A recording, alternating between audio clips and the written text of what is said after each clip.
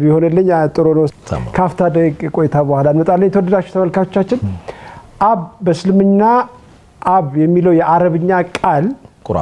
ቁርአን ውስጥ አራት ተፍሲር አለው ብሎ ነው ኡስታዝ እየነገሩን ያለው ትርጓሜ ማለት ነው ትርጓሜ አራት ትርጓሜ አለው አራቱን አይተናል እኔ አንድ ግራ ይገባኝ ወታለ ካፍታ ቆይታ በኋላ ስትመጣ ኡስታዝ በደንብ ያብራሩልናል አብራችሁን ቆዩ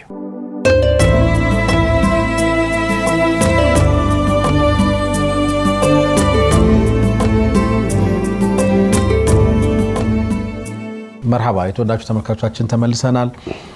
አብ የሚለው የአረብኛ ቃል ቁርአን ውስጥ አራት አይነት ትርጓሜዎች አሉት ይሄን ሁሉ ያነሳነው አዘር የነብዩ ኢብራሂም አለይሂ ሰላም አባት ነው ወይስ በሚለው ነው አው ቁርአን ላይ እኮ ወይት ቃለ ኢብራሂሙ ሊአቢሂ አዘረ ይላል ስንል አይ አብ ማለት እኮ አባት ማለት ብቻ አይደለም እሺ ምን ማለት ነው ስንል አራት አይነት ትርጓሜዎች አሉት አያቶች ወይም ቅድመ አያት ምናምን የሚባለው አጠቃላይ እዛ ውስጥ ያለ ቤተሰብ አብ ተብሎ ተጠቅሷል ስለዚህ ለአባት ብቻ ሳይሆን ለአያቶችም ይሆናል ለአጎቶችም እንደሚሆን አይተናል